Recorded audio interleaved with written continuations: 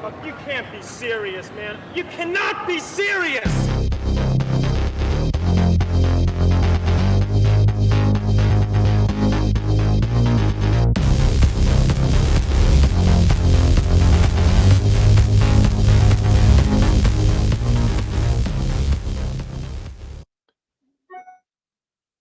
All right, we are back with another edition of Sirius Sports, and I'm with my guy, Al Dawg. What up, Al? How you doing tonight, Rob? I am doing A-okay. I think the people in Los Angeles and Hawaii are feeling a little shaky here. They had a couple of earthquakes, 4.6 to 5.7. So the ring of fire on the new moon in Aquarius is rocking. For the Super Bowl, would you say that the Super Bowl is a holiday? Yes. Me too. It's a pagan holiday. It feels like a holiday and people treat it like a holiday, you know? So they should actually make Monday an official holiday for everybody after the Super Bowl. I agree with that. They don't have to go to work because everybody will be mostly hungover. Either hungover or tired, or they just disinterested and fell asleep at 9, you know.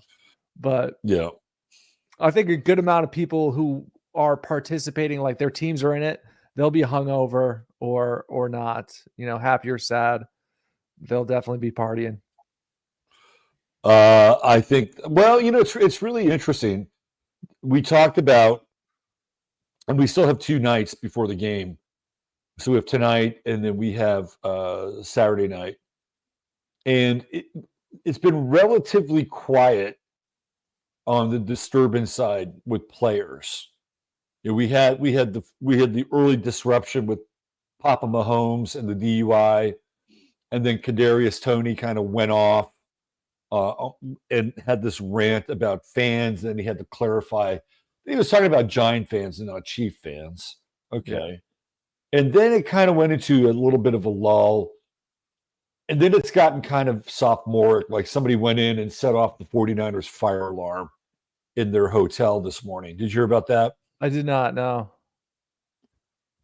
Yeah. So, but we still have Friday night, we still have Saturday night, and so far it's been pretty tame in Sin City when it comes to players and their extracurricular activities. Yeah, I think if there's going to be anybody who is most likely to have some sort of mental breakdown during the game, it is Kadarius Toney. That guy's been dropping balls all season long, and he just has shown signs of, you know, a sort of an Antonio Brown style meltdown could happen because they're kind of benching him. You know what I mean? Oh, he won't see the field. Yeah.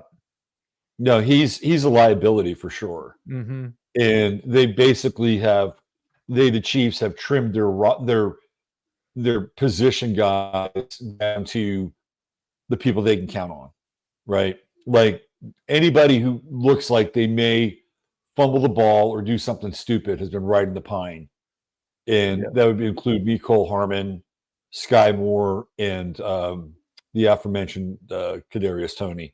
Yeah. So that really leaves them with Marquez Valdez-Scantling and Rashee Rice and Travis Kelce. And then who else? Watson. They've got a wide receiver named Watson who they've been playing a little bit. Yeah. And Jerick McKinnon has been activated for the game, which is interesting because the 49ers had signed Jerick McKinnon a long time ago under Kyle Shanahan. And Jerick McKinnon could not stay healthy. He kept wrecking his knee. And he must have spent 3 years on the injured list with the 49ers. He made a shit ton of money. And eventually they had to release him. And then he was signed by the Kansas City Chiefs. And he won a Super Bowl with the Chiefs. And he's still with them. So it'll be interesting to see what happens with him. And at one point in time, Jerick McKinnon was really fast. Like incredible. The 49ers were trying to do with McKinnon what they're doing with McCaffrey now, but he could never stay on the field. So he's active, and who knows?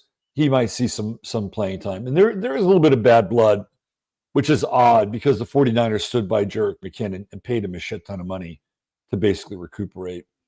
But right now, it's all quiet on the Western Front in Sin City.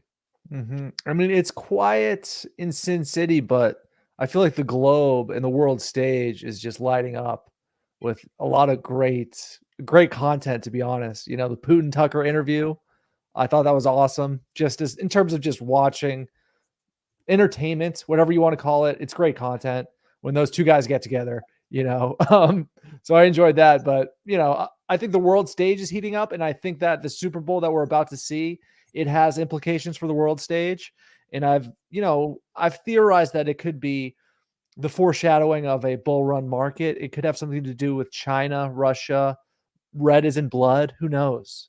So that's what There's a lot of Chinese symbolism over this Super Bowl for sure. Okay. With the red and the gold. Yeah. And both teams sporting red, and we're in the year of the dragon, and the color, the appropriate color for that is red. So yeah, that's a very interesting connection.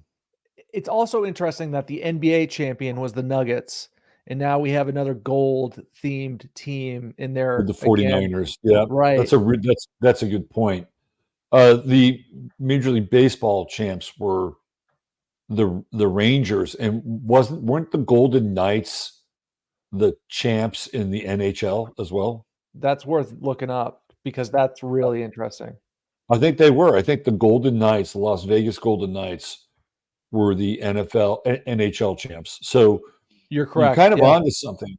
Oh, yeah, dude, so I think I cracked something. Wow, that's that's not a coincidence. You kind of teased that out. Yeah. So we have the Nuggets, the 49ers, the Golden Knights. The Rangers are a bit of an outlier, but maybe we're looking at the 2024 season with Major League Baseball. And I don't who would be the team that would kind of approximate that in Major League Baseball. I'd have to think about that. There's nothing remotely connected to gold right off the top of my head. Right, Mets, Yankees, Red Sox. Yeah, but 3 out of 4. I mean, there's one time is a notice, 2 times is a coincidence, and 3 times is a conspiracy, right? Yeah. So, and so we have the Niners as sort of this triple crown of this gold ritual, and it just makes me think rituals. It just makes me think of like Bitcoin, gold currency, gold standard, gold backed. Wouldn't that be a real curveball if they used gold to back the CBDC? Like that would just like flip people out, wouldn't it? Because you have these gold bugs. Yeah. Right. You have these gold bugs who are really into gold as a end times asset, right? And we should back the dollar with gold, or we should have some kind of a cryptocurrency backed with gold. But then you throw it in with the CBDC, and it's like you've got people's heads spinning. That would fuck up a lot of people's paradigms. That would be very Aquarian, right? Yeah. So Susie, we're gonna throw Susie, whose video drip is great. If gold makes an all-time high, prepare for a crash like 29, and Bitcoin start moving back to where it was pre-BTC ETF. But I agree about the bull run. So there you go. Yeah, interesting. Very interesting. So we've got some fascinating terrain to cover tonight. Yeah, man, I'm excited for this, and I know you're excited because when you hit me up earlier with that text message, I knew you were onto something. And I got to be honest with you and the audience. This particular topic, I don't know that much about these specific names, these specific families, but I'm just going to be like a glorified member of the chat room here, and I'm all ears, man. I'm ready for this because this is going to be good. So user 13 brought up an interesting little comment here. It's the Azure Dragon, blue, not red. Okay. Well, the dragon is technically right associated with red, and even if the dragon is azure, one of the customs of Chinese New Year is to exchange a red envelope with another person. So that's how they give money away in Chinese New Year. They hand you a red envelope, and then there's money inside the red envelope. So red does play a role just in general with Chinese New Year. Yeah. So I was really interested in kind of uncovering the roots of these teams, right? Because when you go into NFL teams and you look into the ownership groups, invariably how they get these teams, especially the older teams like the Browns. The Browns were, I believe, if I'm not mistaken, a mafia team with Art Modell. And then when you look at the Pittsburgh Steelers and the New York Giants, you've got stuff like numbers running and racetracks. Like they're all coming out of this kind of criminal enterprise, right? That's where a lot of these football teams are emerging from, are people that make money from illegal, activities, gambling, prostitution, all that stuff, right?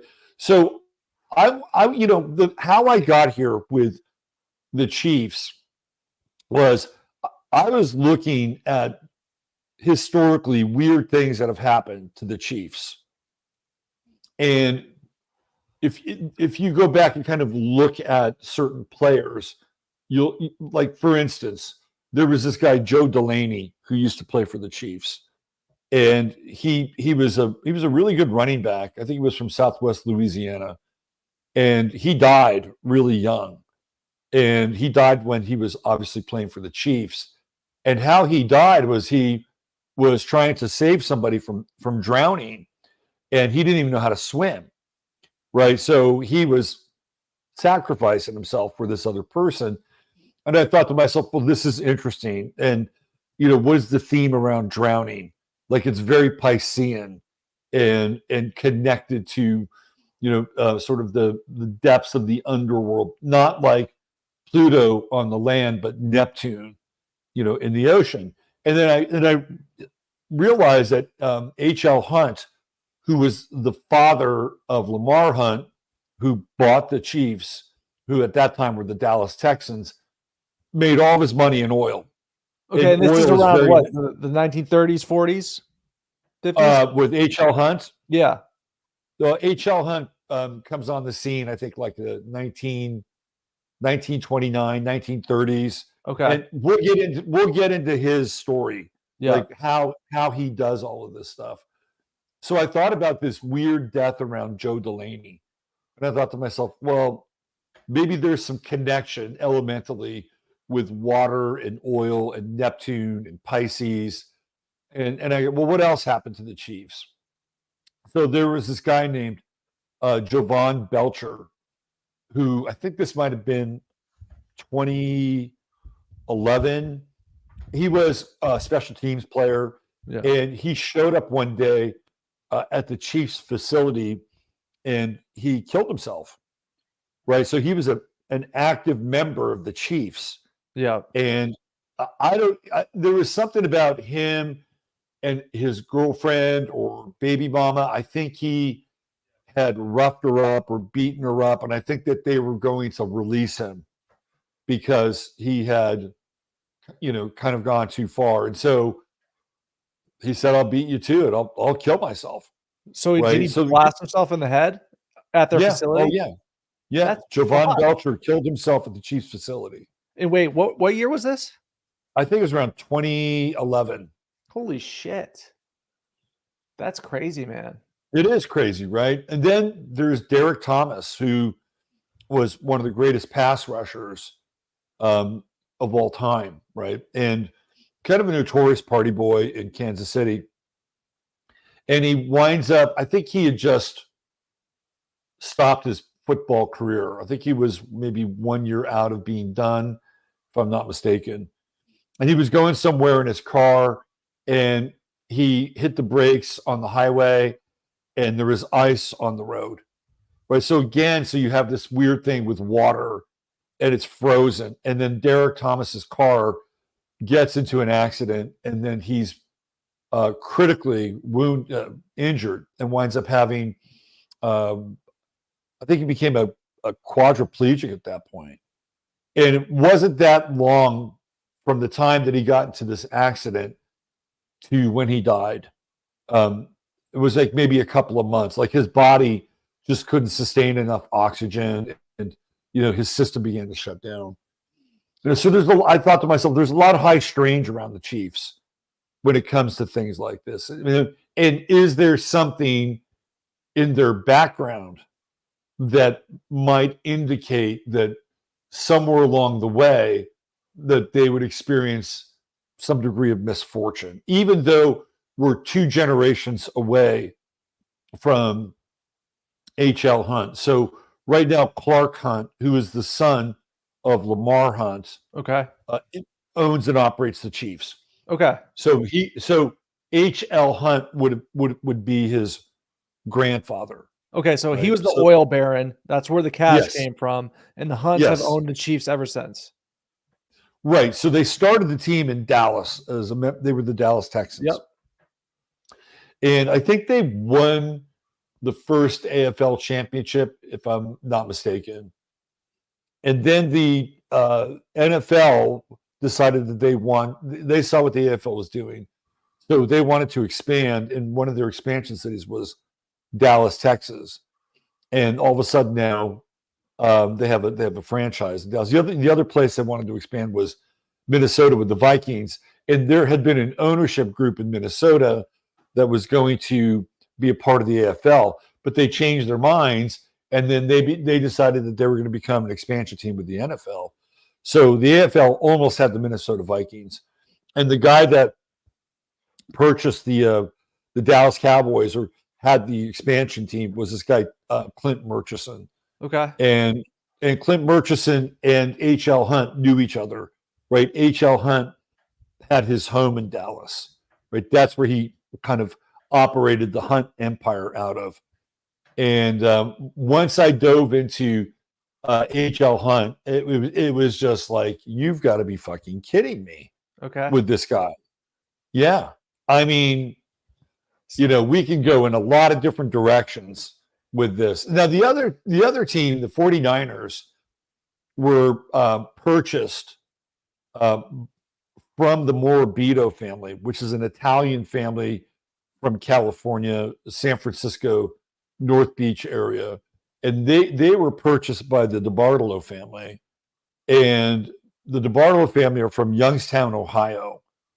So Eddie DeBartolo Sr., who bought the team and gave it to his son, Eddie DeBartolo Jr., he had all kinds of mob connections in Youngstown. And he was big time associates with Meyer Lansky and Trafficante, Carmine Trafficante. And he was involved with refuse, garbage. That's what old man DeBartolo did. And that's a big mob business. Like garbage is a big mob business. And eventually he got into building malls. And that's where the DeBartolos kind of were able, when you think of businesses like that, they're really prime opportunities for the mob to launder money. Like if you wanted to launder money, go fucking build a shopping center, right? Because you could lose a lot of money in a shopping center. And you could do you're in the construction business, so you know what I'm talking about, right? Like you could state on your statement that you were paying X amount for materials and blah, blah, blah, blah, blah. And really what you were doing is just, padding your costs so you can pass this money through. So DeBartolo buys the 49ers and definitely comes out of mob world. And then you have this crazy, powerful, weird kind of kingmaker and king killer, H.L. Hunt, who winds up buying the Chiefs. So when you look at these two teams and the roots that they sort of sprung out from, it's really twisted. in a lot of ways. Man, when you say Dallas and Trafficante and a few of these other names that are familiar to me, I feel like this story is heading back to Dallas at some point, perhaps around 1963. Absolutely. Yeah. Absolutely. So, so there are a couple of things going on with H.L. Hunt at this time. Number one, he has one of the largest frickin' oil fields in the world in East Texas. And at that time, I think this interview that I saw with him was from the 60s. At that time, he was making $50,000 a day from his oil field. Like 1960s, that's a lot of money. That's they were charging today, yeah. They were charging like 11 cents a gallon for gas, right? I mean, think about that. And then he winds up becoming this massive kind of, pecan merchant. And, Texas is full of pecans. And that's just another area where he's making all of this money. But it's this oil field in East Texas. And one of the things that he had, kind of figured out was not to be taxed for his oil field. And Kennedy wanted to change that. Oh, wow. Kennedy wanted him to start paying taxes on his black gold, his crude. The other thing that Kennedy supposedly did is that H.L. Hunt, which was, of course, Hunt Petroleum, wanted to have an exhibition at the 1964 New York World's Fair. And Kennedy nixed it. He said, no, I don't want H.L. Hunt to be a part of the World's Fair. And there's another reason for that. And one of the reasons was, and this was when Kennedy was running for president in 1960, that Hunt, now he'll deny this, or he does deny it, but one of his assistants took out a full-page ad in the Dallas Star that came from, I believe, a minister, like a Baptist minister, full-page ad that said that John F. Kennedy was not only bad for Texas, but he was bad for the United States, and it had to do with his religious beliefs, because he said that once a Roman Catholic would be elected president, it would be the end of the United States. Ironically, that's kind of true. It kind of is. I mean, in a weird way, it is, because it's the Universal Catholic Church, and they have a hierarchy. They have their own king, essentially. Yeah.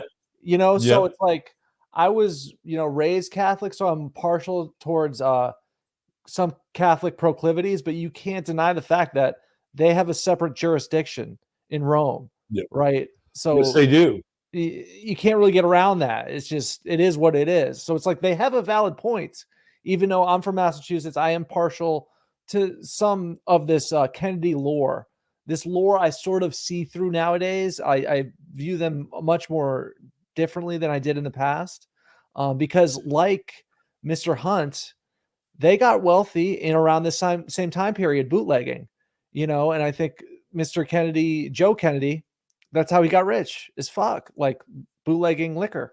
And I think they're still benefiting from that quite a bit. Well, Hunt, if you go back far enough and kind of revisit his days in Arkansas, he basically ran a prostitution ring. So before he, struck gold with this, and even the way that he scored this oil field in East Texas it's not that he scored. His purchase wasn't dubious, but the guy that he was dealing with was dubious, and how the guy managed to get the leases and the mineral rights to this massive, oil field. And his name was Dad Joyner. That was his name. And Hunt paid him $1 million, which was a lot of money back then. He paid him $1 million for this oil field, and then he promised to protect him, particularly against claims that would be leveled against him for, kind of wrangling this this land that had the oil on it. Mm-hmm. And so prior to all of that, he was up in Arkansas, and he was actually, what he did in Arkansas was he basically had all these oil leases in Arkansas, and none of them were actually like working. So he would basically sell partial ownership in these oil rigs in Arkansas that were dry.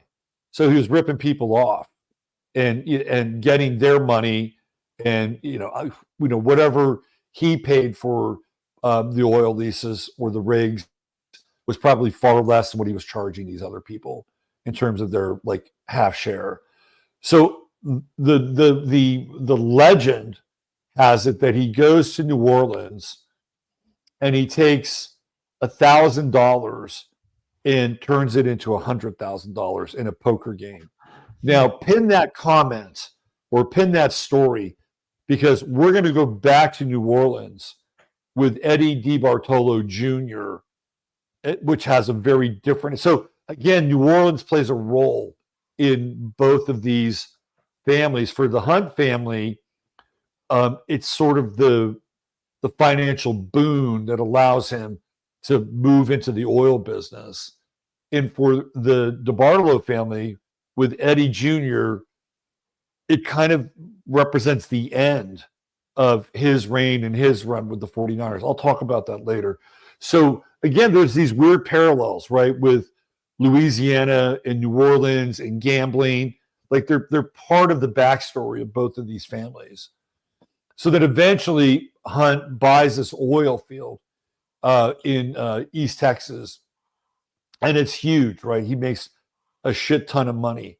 And what he does with that money, he invests in a lot of interesting things, including a media network.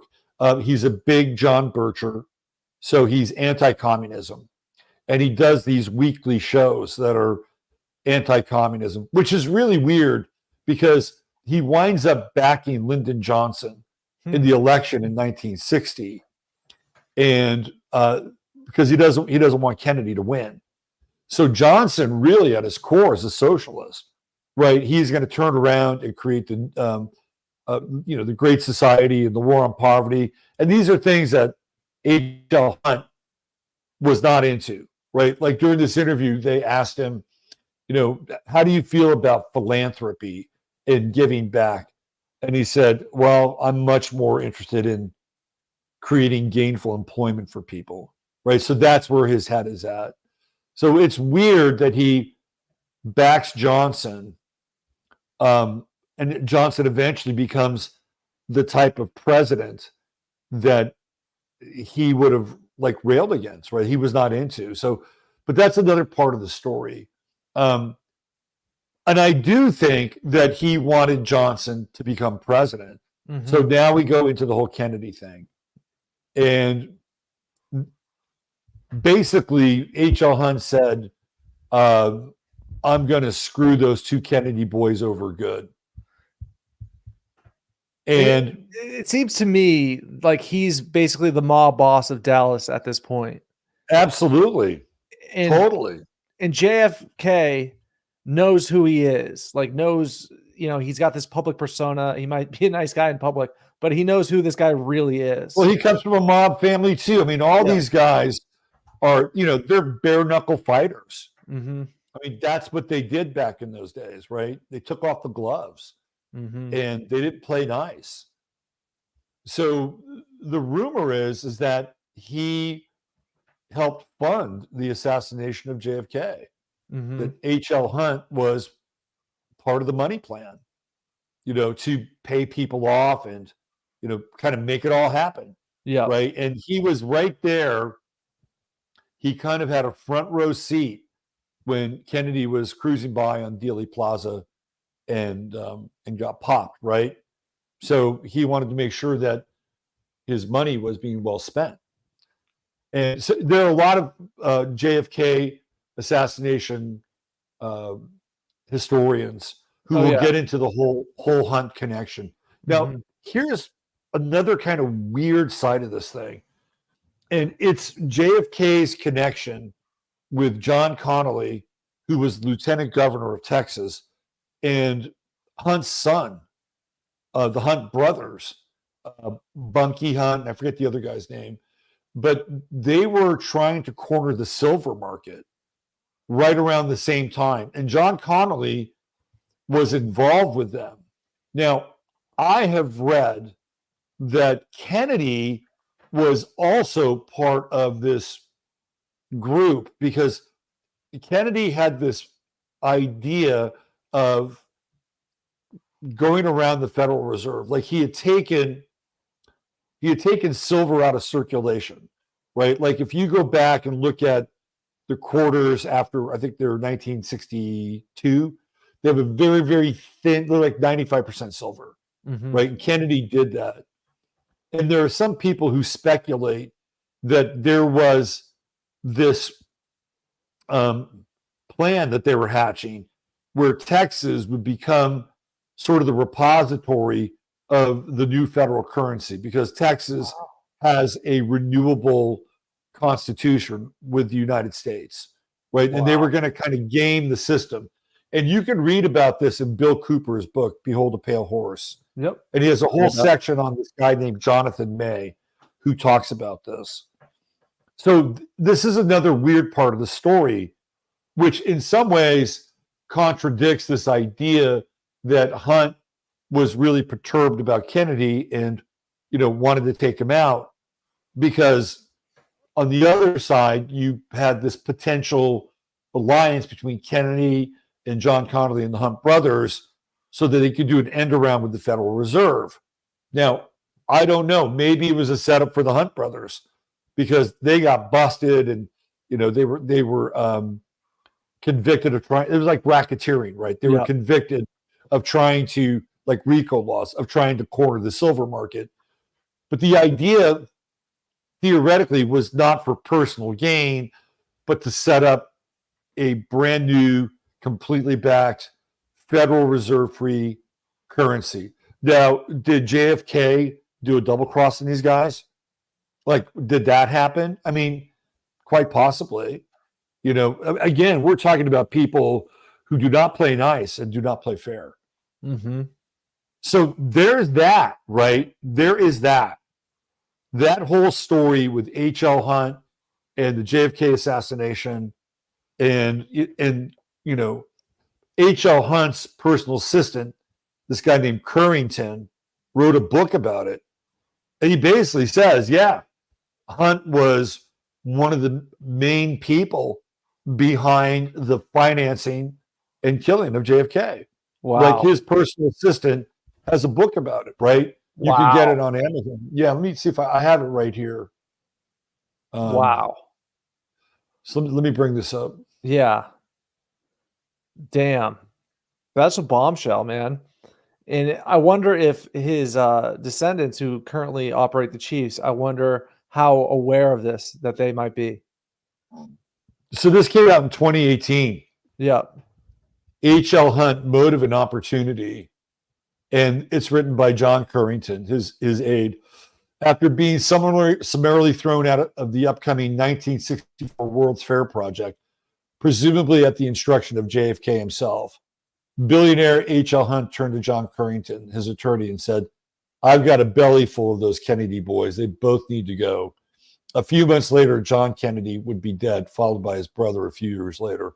Formerly undisclosed and privileged information suggests that one man could have had the motive and opportunity to influence the untimely deaths of John F. Kennedy, Martin Luther King, Robert Kennedy, along with the disappearance of Jimmy Hoffa.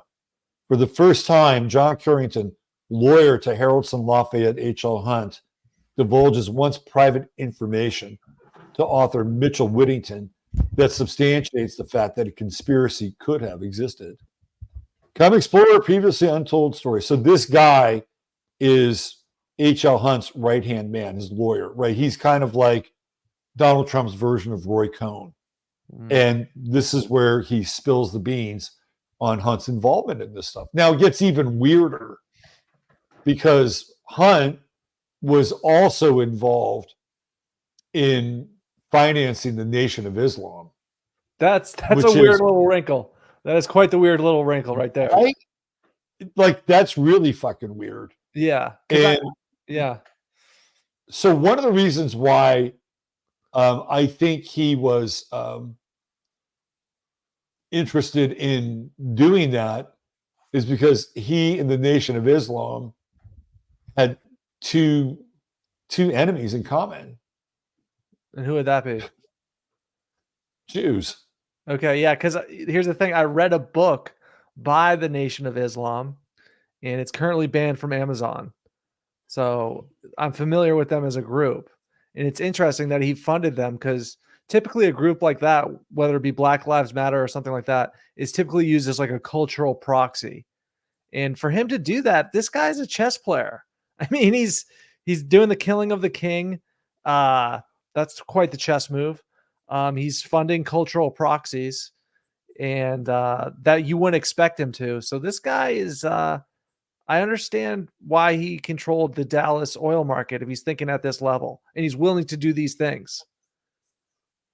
So here's what Malcolm X had to say about Hunt. About him specifically.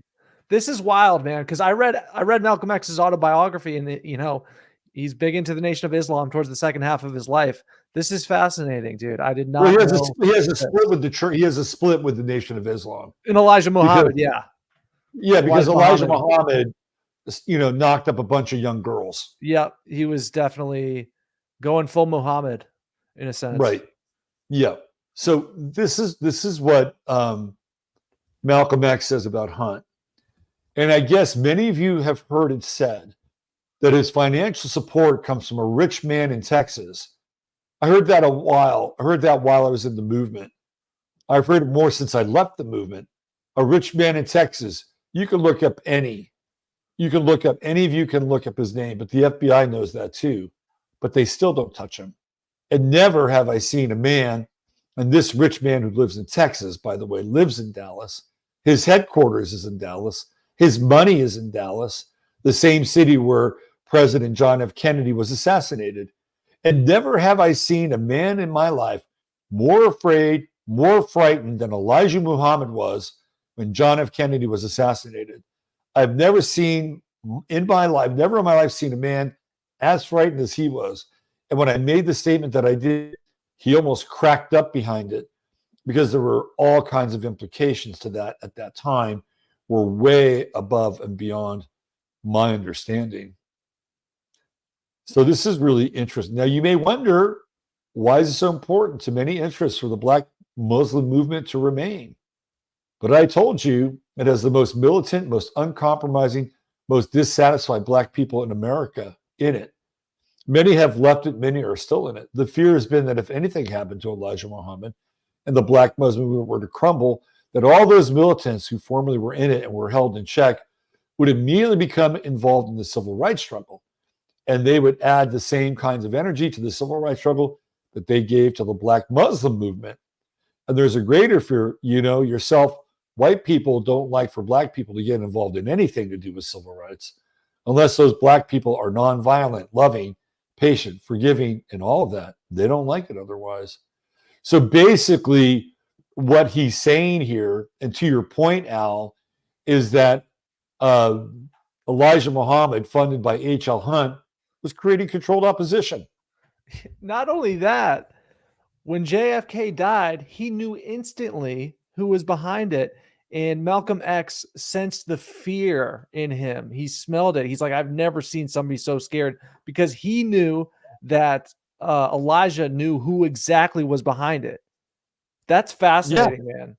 That's right. Whoa. So again, this is all the father who funded the son who started the Kansas City Chiefs.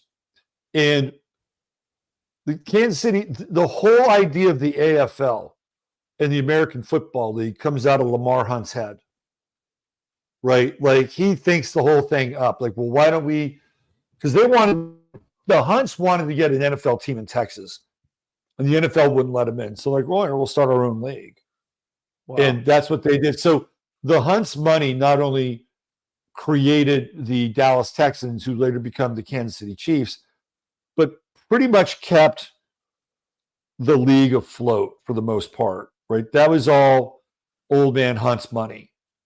And so not only is it just the Kansas City Chiefs, but nearly half the league, minus the expansion teams, that are in the NFL because of H.L. Hunt. And what's interesting about him is he's an Aquarian, right? And so the old man is an Aquarian. And I looked at Lamar Hunt's astrological chart, the guy who started the Kansas City Chiefs. Here, let me do this. I want to show this to people because this is a really good kind of piece of astrology here. Yeah. And you can see how astrology really works. All right. So I looked this up last week. And what's interesting here is that I think we don't have an actual birth time, but we know where certain planets are. So keep in mind, right, that Old Man Hunt was an Aquarian, and Saturn represents the father in the chart. Yep. So this is HL. There's Saturn. Here's Lamar. Okay. This is Lamar Hunt, the son. Oh my God, that's nuts. And here's Saturn in Aquarius. Yeah. Right there. Oh my God. That's crazy. Right? I mean, That's so undeniable. this is right. I mean, people want to know, well, does astrology work? And here you go. That's the old man. And so I looked at this, and transiting Pluto is right on Saturn here. And this is a really interesting transit, if you think about it. Because number one, he started the Kansas City Chiefs. And Pluto, and that would be kind of like a life work for this guy. And not only that, but the AFL, which becomes part of the NFL. So if you have Pluto, and I know he's dead, but this is his legacy, right? His legacy is kind of baked in his astrology. So if you have Pluto coming in on Lamar Hunt's Saturn, it's the end of something. Like, it is the end of something. So is it the end of the Chiefs as we know it? Quite possibly. But keep in mind, again, that Lamar Hunt is the driving force behind the AFL. And the AFL is an integral part of the NFL because it's the AFC conference. And the whole idea of the Super Bowl came out of this rivalry between these two leagues. And you wouldn't have this rivalry if it wasn't for the two leagues. So it's not just the Kansas City Chiefs, but in a lot of ways, Lamar Hunt's work. So if we kind of expand this, right? Like, what does this mean about pro football? Because you cannot tell the story of pro football without Lamar Hunt, the Dallas Texans, his father, who funded the Dallas Texans in the AFL and the Super Bowl.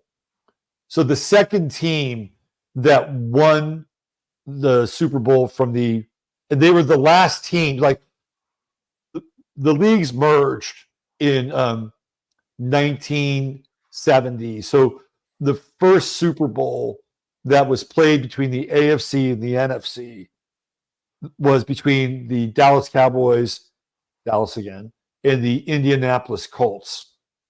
But before that, they had one final Super Bowl between the AFL and the NFL. And the team that won that Super Bowl was the Kansas City Chiefs.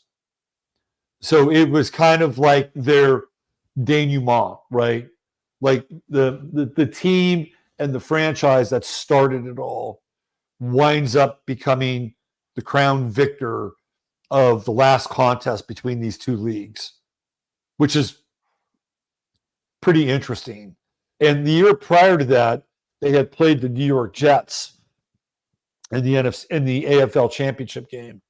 And the Chiefs were heavily favored because they had such a good team. And the Jets pulled off this upset.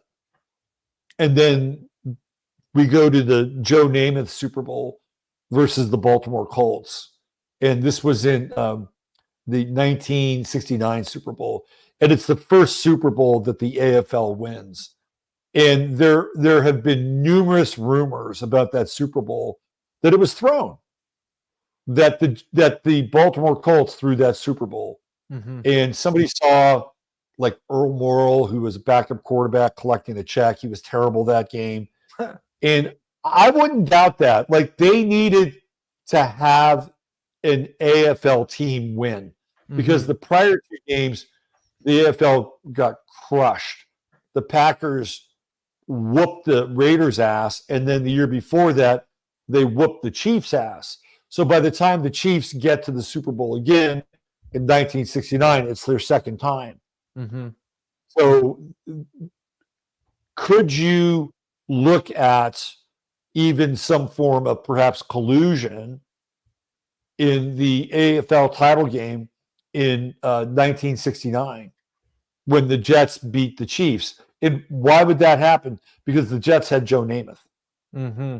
And Joe Namath was a fucking rock star, right? He was a rock star. People don't realize how popular Joe Namath was.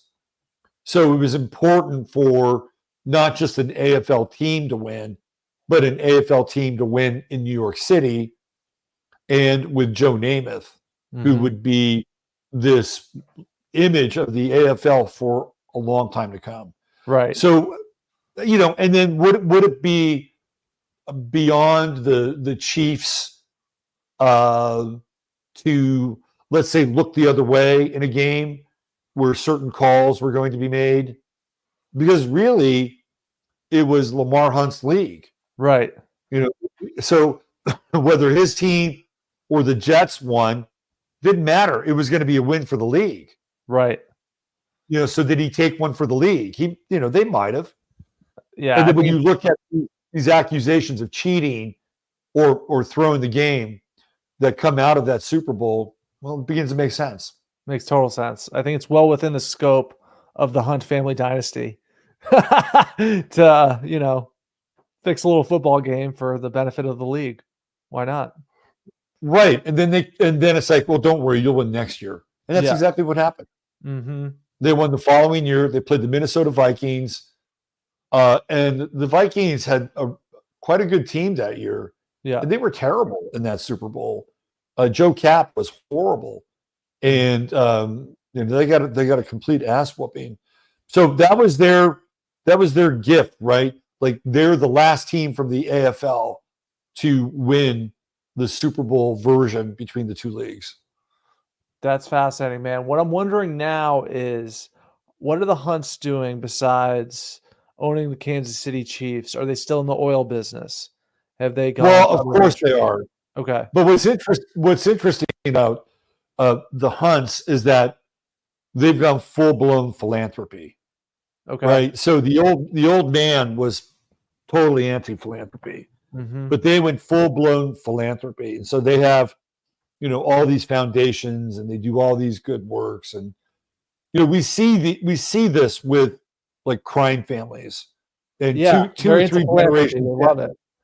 Yeah. 2 or 3 generations downstream, they're doing good works. Yeah. Well, I think that's part of it. I think that's also partially financing their own public relations campaigns, right? They're putting out a great public face. I think that's a huge part of it, Absolutely. And it's also, you can give people jobs if you have foundations, right? You can give jobs to your friends. And a lot of foundations aren't taxed, right? So there's a lot of fun things you can do, I feel, with foundations, and especially for philanthropy from several different angles, So. Yep. Yeah, totally. I mean, it's a way to pad a lot of different things and, find meaningful employment for your friends and cronies who don't have to do shit. Put them on a payroll. Not only, okay, so there's that side of H.L. Hunt, who's like this weird, like, kingmaker, king killer, because he was fully behind Johnson in his bid for the presidency. And Kennedy was kind of forced to take Johnson. Like, the Kennedys hated Johnson. Right. They hated him. And they started they started leaking stories to Look magazine, which was a pretty popular magazine at that time. And the stories were about Bobby Saul Estes and some of LBJ's cronies who were criminals, right? They were good old boys and they had their operations. So they started to have these stories released through Look magazine. It was the Kennedy family who was doing that, right? Bobby Kennedy is the attorney general. So what they were trying to do was create this narrative that LBJ was crooked. So when he was impeached or they got rid of him, like public opinion would be behind them. So they were working on that campaign. And they wanted to keep your friends close and enemies closer. I mean, I think that's one of the reasons why he had Johnson on his ticket. Also, being a Northerner and a Roman Catholic, he needed somebody from the South. And he needed, I think LBJ is like a Methodist or something like that. So he needed, old time religion, even though LBJ was a complete fucking sinner. But so he made this deal, right? He's like, Kennedy's making kind of a deal with the devil, and he knows all about H.L. Hunt. And yet he kind of goes through with this, right? Because between he and Bobby, they think that they can cut LBJ out at some point. Mm-hmm. And they were wrong. Big right? time, Like theoretically, LBJ and a lot of other people who had significant interest in taking JFK out was part of the deal. Mm-hmm. So they got their hands chopped off before they could chop off LBJ's hand. Mm-hmm. Wow. That's quite something. So the other thing is that Hunt is a total bigamist. He had three bigamist. A bigamist. What is that exactly? Well, somebody who has multiple wives. Oh, and he's okay, not okay. Mormon. These are families that, like, he had multiple wives and children with these women. And he wasn't divorced, right? Mm-hmm. And so he was trying to pay these women off. So to keep them quiet, that he had these separate families. So he's got all these skeletons with his family in the past. And I have this one video queued up of his daughter. Yeah. And she talks about what life was like, living with H.L. Hunt. And let me see if I can find it here. I think this might be it. No, that's not it. Hold on. Let's see. Yeah, this is it right here. So this is with June Hunt, who is his daughter. And this is from a YouTube channel called Women of Faith. This is from 2 years ago. Now, I think the interview probably occurred maybe earlier, but maybe they just posted it 2 years ago. So listen to what she has to say about Hunt. And the title of the video is, "I had a plan to kill my father." Right?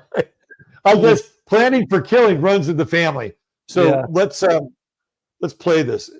And I feel sorry for her because obviously her life was a hell. But dude, she has this thing figured out. Listen to what she has to say. A little background on you yourself, and how did you get into counseling and writing and doing all the ministry work that you do now? No one can help what family situation they're born into. Yeah. You can't choose it. You are born into it, whatever it is. So I grew up in a bizarre home where my father had 3 families going on at the same time. And I grew up with a fictitious last name.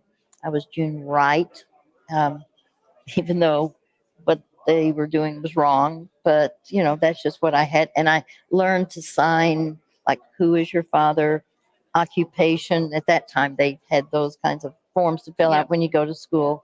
And so I knew what to write down, but it was all made up. And then I remember there was a point around my 12th birthday, we moved into Dad's house. His first wife had died. And then 11 months later, they married.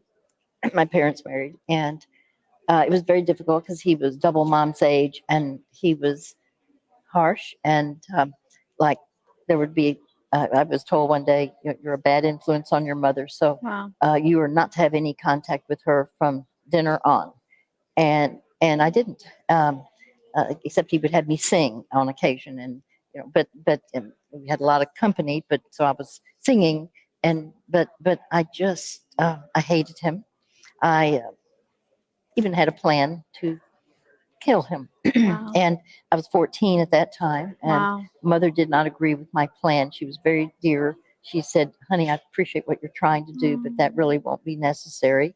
But I knew in 4 years I would be out of the juvenile prison. Yeah. And so I thought I can do anything for 4 years. So it doesn't Wow. surprise me when I hear other people, I hear about kids who Yeah. kill their parents, and people go, how could they? Well, I understand that. I mean, that's where I was. But I was trying to fix the problem. To me, Yeah. that was solving Wow. a problem. Wow. So when life is very perplexing, Yeah. and I'm watching and watching, and by the way, now all of a sudden I'm in a biblically based church, not because my dad said Christianity's a crutch. I'm not a Christian. I don't have to go by Christian ethics, and he didn't. Yeah. With all the women, all of that, I used to think, if there's really a loving God, why would he allow one person, my dad, to cause all this pain on Yeah. so many people? He was very successful in business, but and I had no idea. That was all a precursor to Right. help me Right. understand. I mean, I can teach on adultery. I can teach. Yeah. We write. Are we Yeah, here? Can wow. you hear me? I can hear you now. Yeah, you had your showly freeze up there for a second. So she was like, "Oh yeah, I could do anything for 4 years, right?" Like she had it all planned out. Yeah. She was gonna off the old man. Oh, hold Wow. on a second. I bet her plan involved poison. That's typically how women assassins get down. Hold on. Now I gotta find this thing. Hold on 1 second. Yeah. Is it the Bizarre same Home clip? is where'd it go? Hold on. June Wright. You got a sense of humor. So it's interesting. It's like it's pretty obvious that Hunt killed Kennedy or had something to do with it, perhaps just financed it. But I'd be interested to learn if he had anything to do with Malcolm X's assassination, right? Because he's Oh yeah. funding That's it. That's part of it, right? yeah, that's huge, There man. are people who believe that Elijah Muhammad had Malcolm X killed Right. because he knew too much, and so But I who would wonder do that, right? if Elijah got the orders from Hunt, or if Elijah is telling Mr. Hunt, this guy Malcolm X is a problem. Let's put something together. And Hunt okays it because Hunt doesn't actually want to lose control of this organization through Mr. Muhammad. Oh, I think they were kind of both equally invested, Mm-hmm. right? And who knows where the idea started, but I think Elijah Muhammad wanted, Malcolm Little, which was, his government name, he wanted him out of the picture. Mm-hmm. And Hunt was probably convinced that whatever usefulness he might have had was, no longer needed.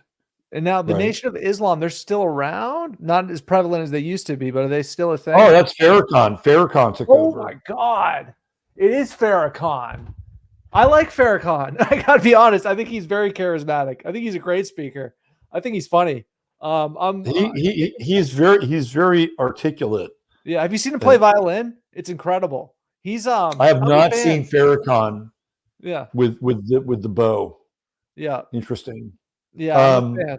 I'm a fan of Farrakhan. I think he's awesome. He's just Well, a great charismatic speaker. The Nation of Islam, man, it's got such a weird kind of genesis story too, coming out of Chicago and this whole kind of black Moorish science world, right? That's what it comes out of. And now the Nation of Islam has partnered with Scientology. No. So if What? so if you want to get into Islam Yeah. or NOI, you got to go through Scientology and go through their like their first or second or third level of clearing process. Right. Which involves testing for theta waves or some shit. Like, in Yeah, terms I mean, initially what they do is they do a bunch of stuff with vitamins and saunas and steam, and they clean your body out. Right? They have this regimen, and then then they do the bars, the handles, right? And then the whole idea is to clear the theta and shit. You're right. Yep. Yeah. I gotta admit, there are things I like about Scientology. I think they're right about psychology, and I think they have some very interesting members, guys like Tom Cruise. I think what is it, L. Ron Hubbard? I think he's pretty funny. At the end of the day, I think he's humorous. But I always, harken back to that episode of South Park where they animate some of the Scientologist beliefs, and I found that fairly entertaining. Yeah, South Park is hella funny, as the kids say. Yeah. So we know that this stop in New Orleans for H.L. Hunt is part of his legend, right? He takes $1,000 and he winds up getting $100,000, which then helps him get into the oil fields. Like that's part of his creation myth. So the 49ers have this connection with Eddie DeBartolo and Youngstown. And Youngstown is incredibly violent, right? And one of the people that was instrumental in setting up the Youngstown rackets was Al Capone. So Al Capone is a huge player in Youngstown. It's not that far from Chicago. Mm-hmm. So they have all these rackets that are set up there, the speakeasies through Prohibition, gambling, prostitution, all the vices. They're all there, and the mob is running all the vices in Youngstown. So DeBartolo is part of that world, right? He comes up through that world. And if you watch The Sopranos, the whole garbage thing is, kind of a plot line through The Sopranos, mm-hmm. right? So the mob was connected to refuse and garbage. They ran those routes. I mean, the mob was so cutthroat that they wanted a piece of the action on everything, including things like jukeboxes. And you would think that jukeboxes were, minor, pieces of real estate, but they weren't. Like they were part of a turf. And if you ran the jukebox, you were able to collect money off that jukebox. And music was, of course, becoming more and more important, and then shrinking the medium to stick these 45 singles inside the jukeboxes were, it was kind of groundbreaking. So it was just, found money. So they were cornering all these markets. And if somebody got in the way of it, of course, there were going to be killings. In Youngstown, there were a lot of explosions and a lot of bombings. They would just like fucking blow people up, right? So that's where the DeBartolos come from. The old man winds up, getting a bunch of mob money. And then he has his like quote unquote straight business, which is, building malls. And he buys the Pittsburgh Penguins hockey team. And then not long after that, he buys the San Francisco 49ers from the Morabito family, which is another Italian family. And then he installs his son, Eddie DeBartolo Jr., as the owner of the 49ers. And it is under DeBartolo Jr.'s ownership that the 49ers win 5 Super Bowls, right? So they have 5 rings. And they did it with 2 different coaches, Bill Walsh and George Seifert. Of course, that's the Joe Montana era, the Jerry Rice era. And the 49ers, if the NFL was a mob, the 49ers were like the Gambino family. Okay. Because they did things the way that a mob would do things. They had all this money that they could spend. And I'm sure a lot of the money that he's getting is laundered money. And they would go out and they would sign all these fucking free agents. And the NFL has a salary cap because the San Francisco 49ers would just outspend everybody. Mm-hmm.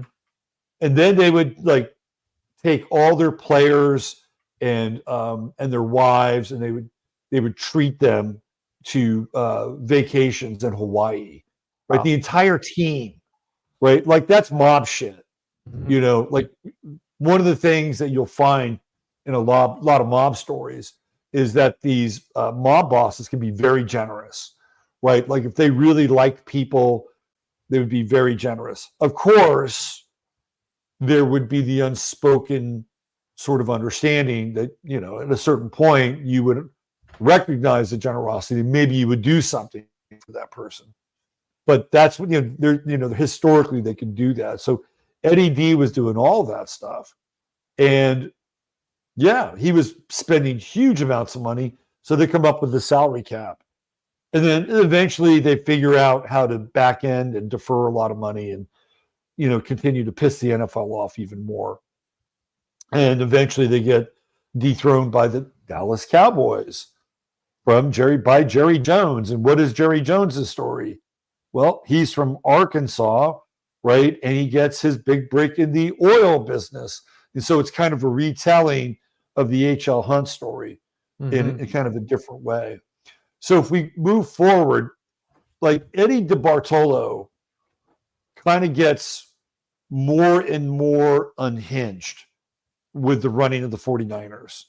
And in the 80s, cocaine was everywhere. And there were athletes who were having a lot of problems with cocaine. Baseball, football, basketball. I don't think there was a sport that was untouched by cocaine. And the Bay Area was a huge place for cocaine. One of the main cocaine distribution points in the United States was the Hyatt in Oakland.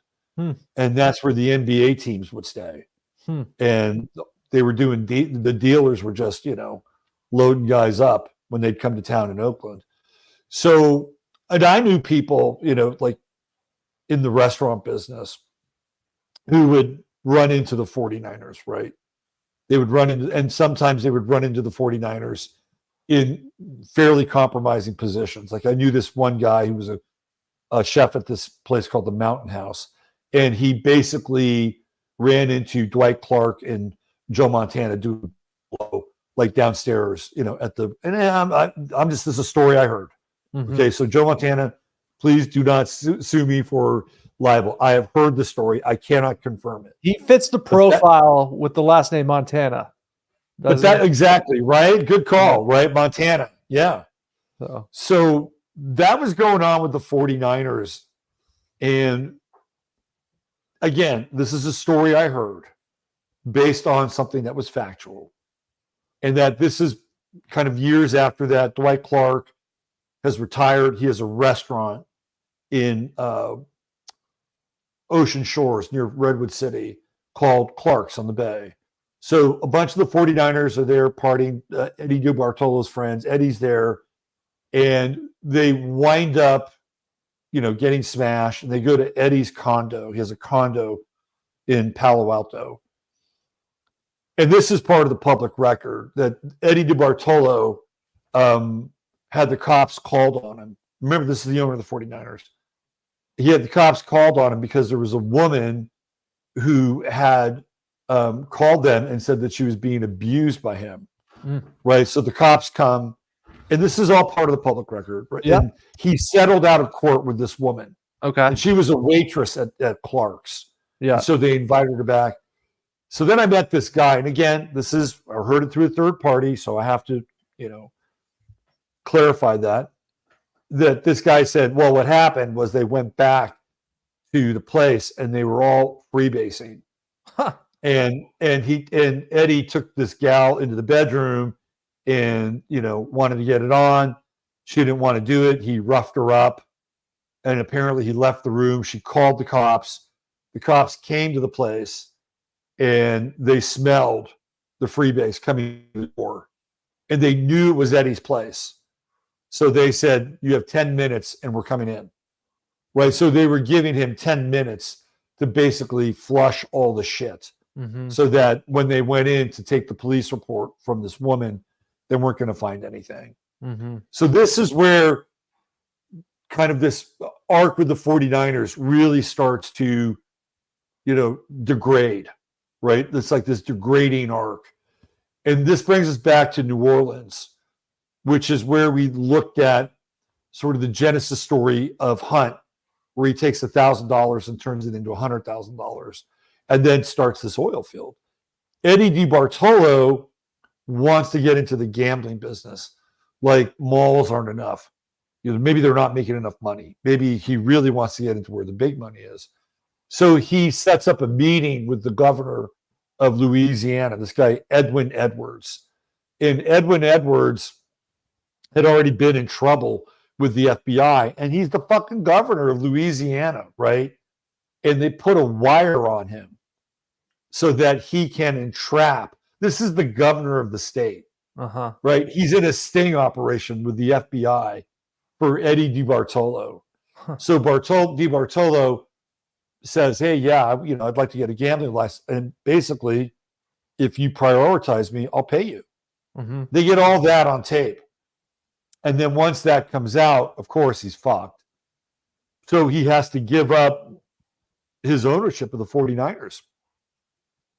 So it's like this Waterloo moment in the end of Eddie DeBartolo, and it's happening in the same state and likely in the same city that H.L. Hunt started his monopoly, right? And his dynasty, which eventually becomes the can. So it's this weird kind of cross section, and New Orleans is, connected to the South, and it's connected to, the supernatural and voodoo.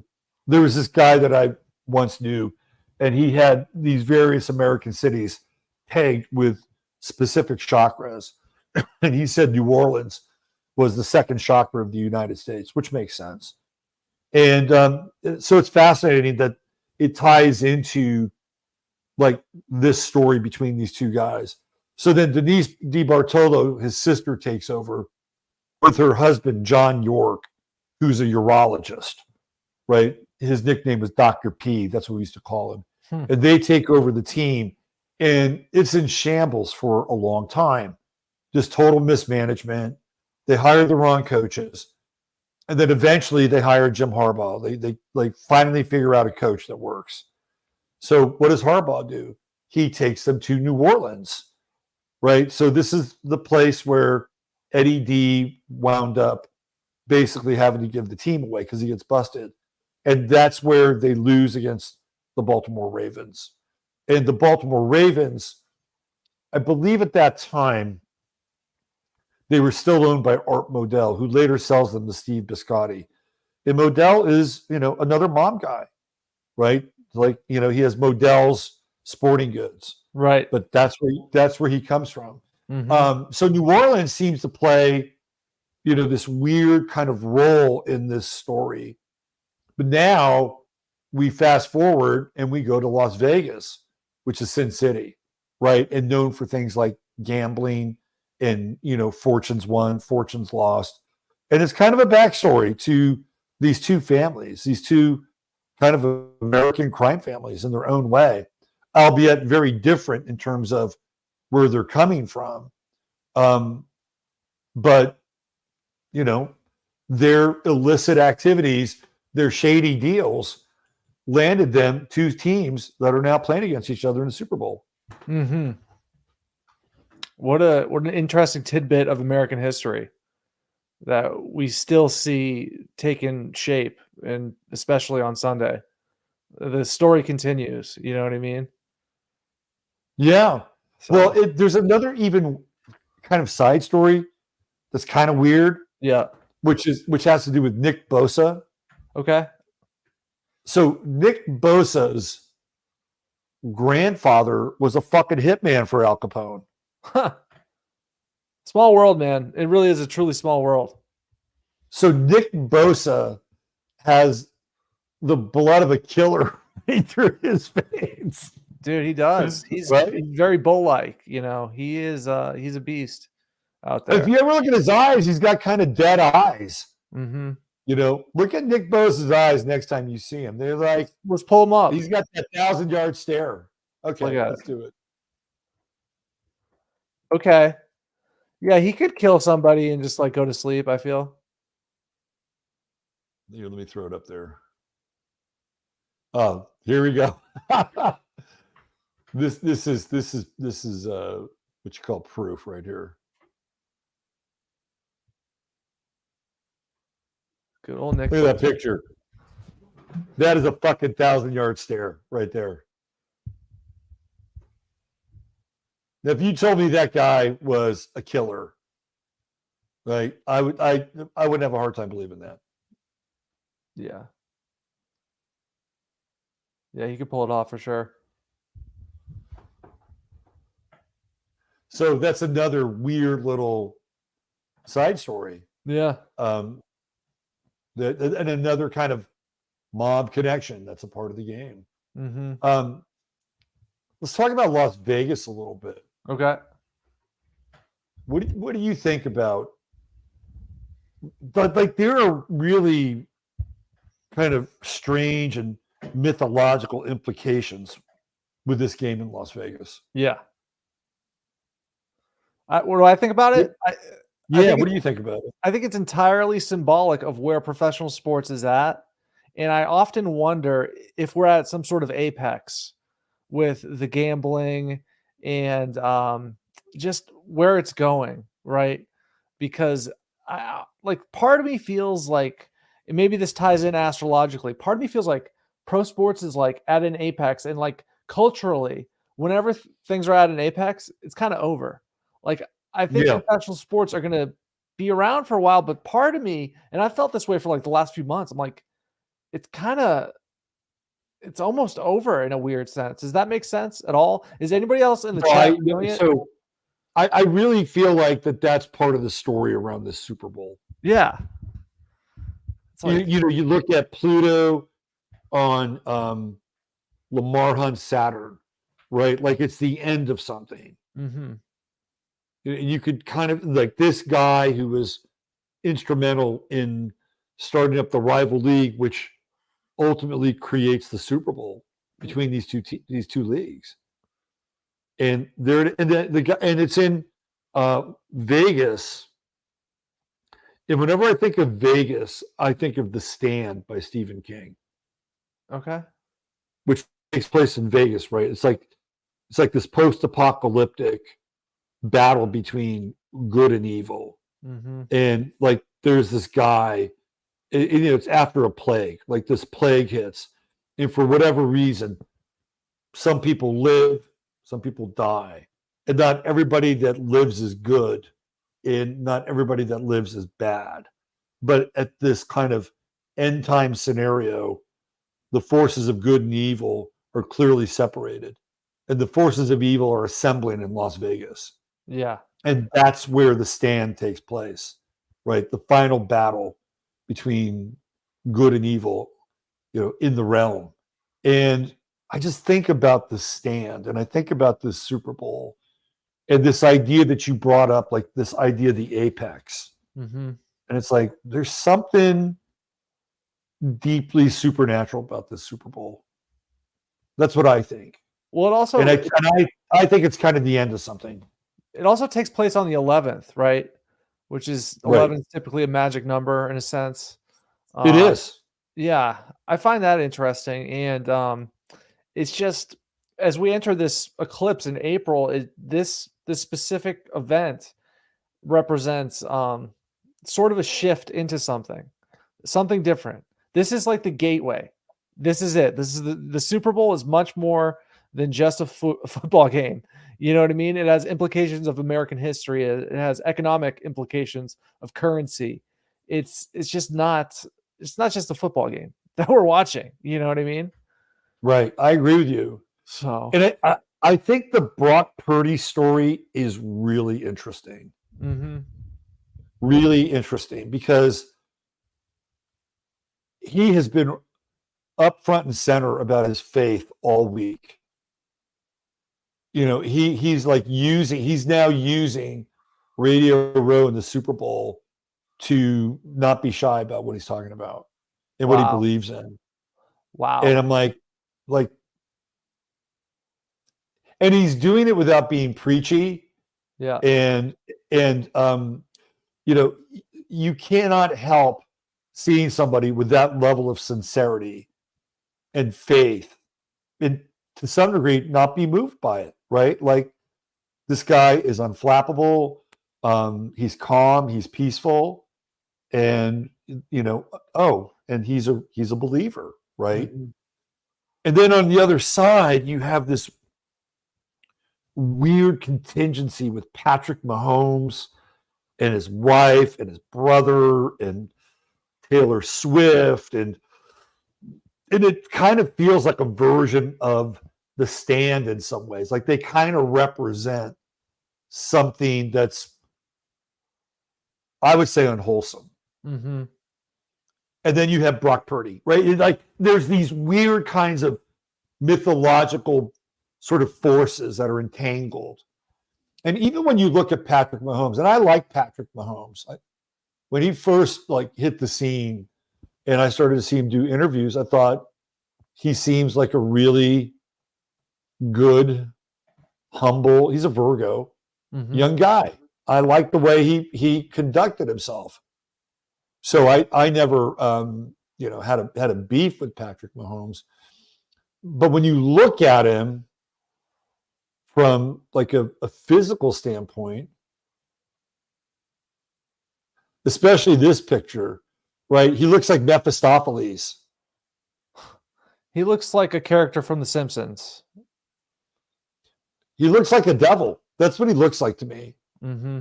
Right? He has that kind of Mephistophelian sort of look about him. Mm-hmm.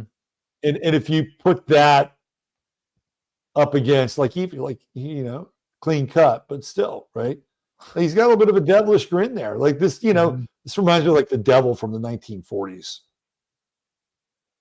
And I'm not saying that Pat Mahomes. You know what's is really the devil. interesting? You mentioned how Brock Purdy, he's giving all these interviews, and I listen to sports radio a lot. It's always on at work, and I'll tell you what, they haven't talked about him at all. There's been like a media shutout, at least in New England, on Brock Purdy in some of these interviews that he mentions his faith and whatnot. They just keep talking about Belichick.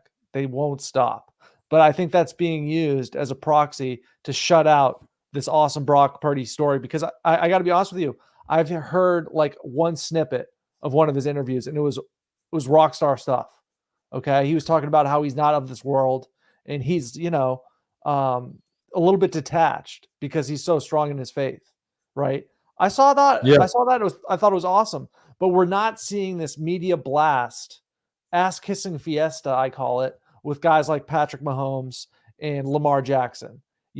Because for a fact, if let's say Lamar was in the Super Bowl right now, it would just be a media onslaught of how awesome and incredible he is. We're seeing the exact opposite, or at least I personally am experiencing the exact opposite with Brock Purdy. This is a media shutout. I'm telling you, they don't talk about Brock Purdy really at all on New England sports radio. Well, New England nationally, he's talked about a lot, and he's very polarizing. And there are people who are clearly haters, like Nick Wright, who's from Kansas City, another devilish-looking character, and Ryan Clark, and then you have other people who will chime in, and the line on Brock is, well, he's nothing special. He's a game manager, he's a system quarterback, and then you have other people come in and they'll say, like, slow your roll. This guy can really play, right? So that's been part of the dialogue. Cam Newton's chimed in. Cam Newton hates him. Says Cam he's Newton is such a mentally ill person. He's not even the 10th best player on his team, right? Mm-hmm. But the interesting thing about Purdy and his number is 13. And you would think that 13 would be an unlucky number based on, some of the superstitions we have. But 13 is really the number of the 12 disciples plus Jesus, right? That's the 13 number. And that's why he wears 13. because of the 12 disciples plus Jesus. This is, I mean, I'm telling you, man, this is going to be an epic, kind of mythological, archetypal, supernatural, the forces of good versus the forces of evil contest. I can just feel it. Mm-hmm. I can feel it. And what does that do to catalyze those energies, right?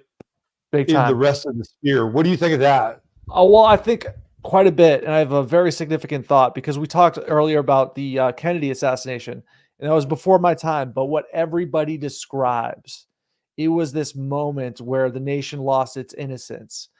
People describe an energy shift after the Kennedy assassination, right? So when you ask about, you know, the energies in the air that are sort of happening in this game, I wonder myself, like, is this game symbolic of where the country goes from here, where it's a bunch of scumbags on the Chiefs, right? Or are we starting to see glimmers of hope with a sort of new beginning and a sort of new righteousness being born with Brock Purdy in the San Francisco 49ers? I got to say, I'm rooting for the 49ers.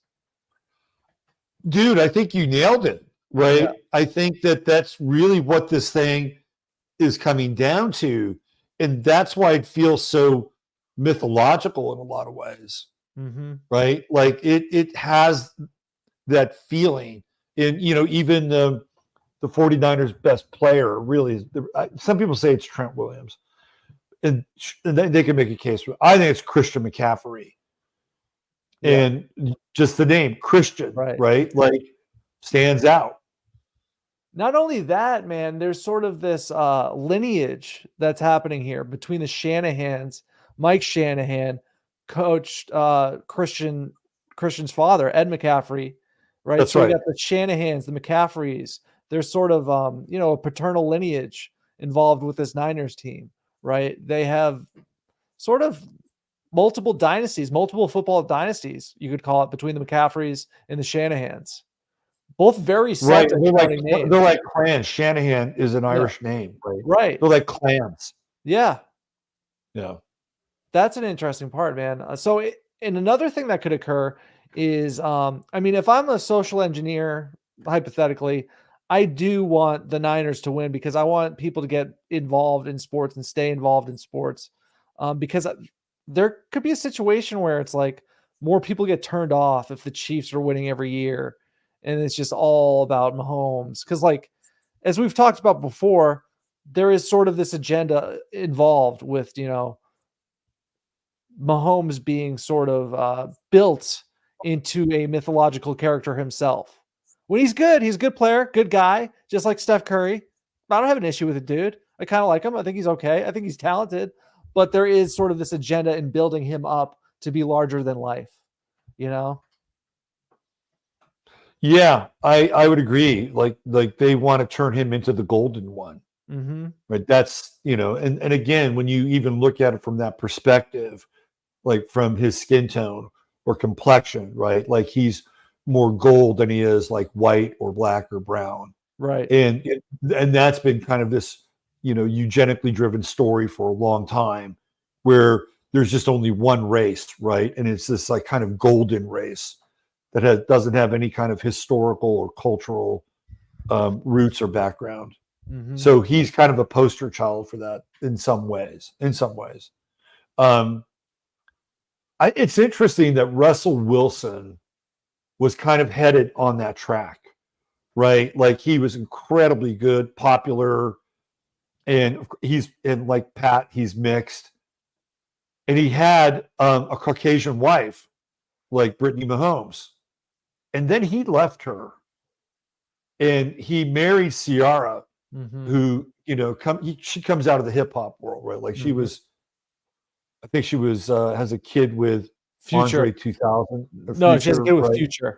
Future, right? Yeah. And then all of a sudden, Russell Wilson is not on that track anymore. Mm-hmm.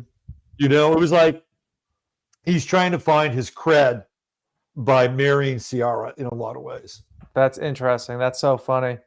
But it takes him out of that mix, right? Where like he had a blonde wife and they had a mixed marriage. Uh-huh. It's like, okay, now get over here, Russell. So it's like Oh, his have a identity home. struggle. His identity struggle is symbolized with his two wives.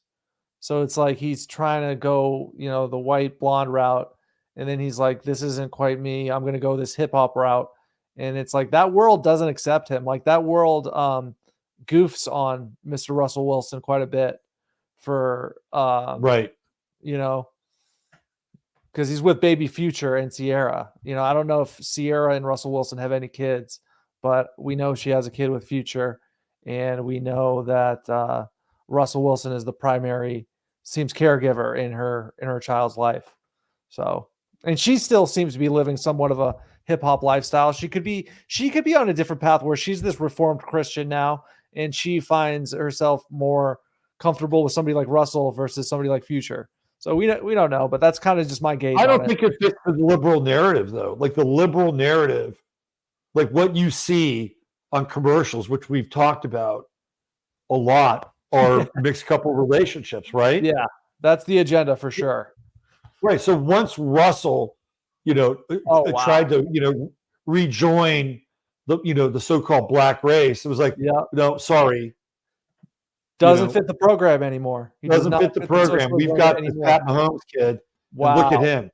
Yeah. Wow, that's interesting. I never thought of it like that because wow. Yeah, that's the other side of it. But yeah, that's wow. That's there. Yeah. So this Super Bowl is going to be fascinating. It just in terms of all these threads and plot lines and narratives and stories that we're kicking around here. And these two teams that come out of these crime families, and the strangest of the two, really, I mean, the DeBartolos are kind of like, your typical Italian mob family that makes it big and decides to diversify their portfolio, right? Mm-hmm. But the Hunt family has so much high strange and is woven into like the political story of America, in a way that's really dark and shadowy, that not a lot of people that I know of in the sports world ever really talk about this. Right. And I brought up like the strange death of Joe Delaney drowning, the Derek Thomas thing, the Jovan Belcher thing in the Chiefs facility where he kills himself. And then you have, Andy Reid's kids, which we've talked about as well, both with alcohol or drugs. His son, Brett, winds up committing suicide when he's in Philadelphia with the Eagles. And then his other son gets into a car accident and, damages this girl for life, right? And they have to pay a pretty, healthy chunk of money to keep her healthy and alive for the rest of her life. That story's on the Chiefs' watch. Mm-hmm. So there's this, these weird kind of Neptunian, alcohol-based, strange deaths that happen as part of this kind of backstory with the Chiefs. Unreal, man. It's the culmination of so many plots intertwined with so many different aspects of American culture, both past, present, and future. So Seeger, respect the Brock and tame the Hunt. All right, so we looked at the score the last time we talked. So what are you at? 24-20? I think I had 38-31. Let's go with the Niners. 38-31. Yeah. I think you're going to need 30 to win the game. Mm-hmm. Period. End of story. Mm-hmm. I'm going with my 33-30. Okay. Niners. Yeah, the internet will go nuts with that score. They'll have too much 30. So here's how it's going to go down. Yeah. 33-30. The Niners bring out their rookie kicker, Jake Moody, who is not always consistent, but he drills a 49-yard field goal to win it for the 49ers, 33-30. There you go. Okay. I can rock with that. I don't know if it'll be 49, but I think Jake Moody I think the game is going to be on his shoulders, and I think he's going to kick the winning field goal. Okay, over under Christian McCaffrey touchdowns. 3. I'm going. I think he'll get 3. So I'll go with That's that. pretty beefy. I would say Yeah. under. I would say Okay. 2. I think he's going with. I think he's going to get 3. I think he's just going to go off. So I think he's going to be a marquee player, and Yeah. it's going to be a lot of fun. I'm beat though, man. I'm beat. This has been a great show. We're going to be streaming on Sunday, right? Yeah, we're going to stream on Sunday, and I Okay. think we're going to start about 5 minutes before Yeah. halftime. Okay. And 5 then- minutes before halftime. 5 minutes before halftime, and then we'll, we'll be there to the end. Yeah, let's do it. And then That'll be a lot of and then fun. we'll have a little recap of the game, and and then I think what we should do is bring some people on during the show too, Yeah, that'll be a and- lot of fun. and let them join in on the party and stuff. That sounds really fun. I can't wait. Okay. So I'll have my little computer set up. I'll have the computer to stream, and I'll have a little computer that the game will be on. So Okay. that'll be fun as hell. I'm looking forward to it. Sirius Sports, what an incredible episode. Anything you got? Anything else for us, Rob? Because that was fucking a unique perspective and a unique story that I'm so glad I know about now that I didn't know about prior. I knew some of the names, I knew some of the characters. The biggest thing for me personally was the connection between Mr. Hunt, John F. Kennedy, and Malcolm Right. X. Yeah. Yeah. I'm going to get that book by Currington. Yeah. And then Joan actually, this is weird. This is like one of these weird syncs. Yeah. Joan, I think it was her patient or somebody she knew. And I just started to talk to her about H.L. Hunt and like all this high strain shit. And this person, it could be her patient, somebody she knows, was friends with this Currington guy who wrote this book. So this guy that Joan knows all these stories. And that just popped up today. Like he just reached out to her just to talk. And then all of a sudden he started talking about H.L. Hunt. Like just out of fucking thin air, this guy starts talking about this shit. Like, what are the odds around that?